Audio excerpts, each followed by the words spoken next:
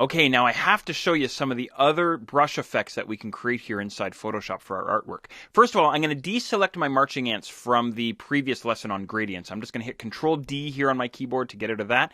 The other thing I want to do as well is I want to preserve all of the coloring that I've done up until this point. So I'm going to lock down this layer, this color layer, and I'm going to go and create another layer, and I'll call this guy Brush Fun. We're just going to do a little experimenting here. You may want to zoom out a little bit as well so you can see more of your canvas. Something like this. And make sure you're on your brush tool as well. So hit the B key on your keyboard. Now, the brushes that I'm talking about, if I drop down the brush menu up on the options bar here, you already know about going and selecting a predefined brush down in the bottom area here, or using the hardness or master diameter sliders up at the top. But you can scroll down in this list and you can find all sorts of special effect brushes. For example, dry media brushes if I wanted to, like chalk here, and I have splatters and all sorts of neat things. But if I scroll down even further, I get into leaves and stars and all sorts of neat things. So all I would do is I would grab one of these tools here. I'll hit Enter on my keyboard, then bring my cursor back over onto the canvas and start clicking and dragging. That's all there is to it. So here I'm creating some chalk effects, for example. I'll increase my brush size here just by using my close square bracket on my keyboard there, and I'll keep clicking and dragging. Of course, I could go and choose a different color out of the swatches panel if I wanted to create further effects. I'm going to go and grab something else. I'll drop down my menu here, bring it down here, choose a heavier brush. That's all there is to it. You can have so much fun with this stuff. I can't resist. I have to try out my star here. I have to show you the star. This is a lot of fun. Again, crank up your size there a little bit. Maybe I'll move into some white space so I can see what I'm doing. And all you do is click and drag. That's it. That's all there is to it. Isn't that fun? Now, the great thing is we're doing all of this on a separate isolated layer over inside the Layers palette. So if you want to get rid of everything you've done and start over again, just hit Control-A here on the Windows side or Command-A on the Mac and give your Delete key a whack, and that will delete everything on that particular layer. Deselect, Control-D or Command-D, and then continue about your merry way. So if you want to experiment with some of these brushes, go for it. But I got to show you this as well. I'm going to go to this little menu way up in the top of the brushes here. Once again, we saw this with gradients. When I popped open the gradient menu, we saw gradient libraries. Now what I see are brush libraries when I have my brush tool selected. So once again, you'll have to experiment. We have dry media brushes, we have natural brushes, we have faux finish brushes. Anyway, so you can have lots and lots of fun. I'm going to go with my faux finish brushes here. I'll click on that guy.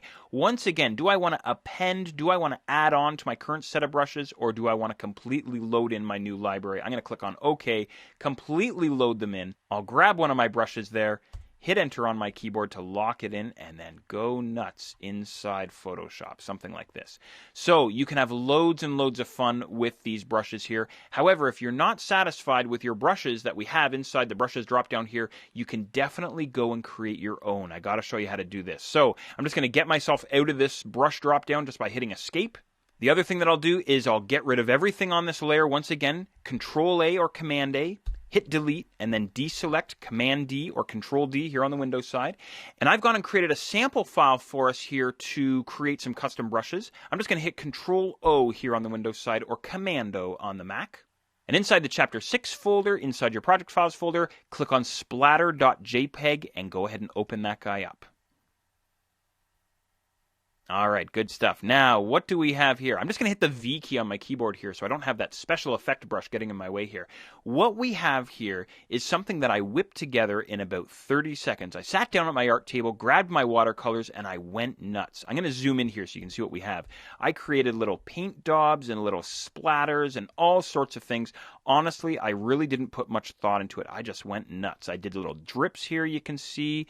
I created some coffee cup rings here, which were really easy to create. I even crumpled up a piece of paper here and then put some brush strokes on it. I scanned everything in and then dropped it into a single file here for you. So you can definitely go nuts if you want to create your own. Scan it all in, and then what we'll do is we'll convert some of these objects to custom brushes inside Photoshop. It's a lot of fun, and it's really easy to do. You can even use photographs if you want. Now, I'm quite partial to this little splatter that I created here. I quite like that.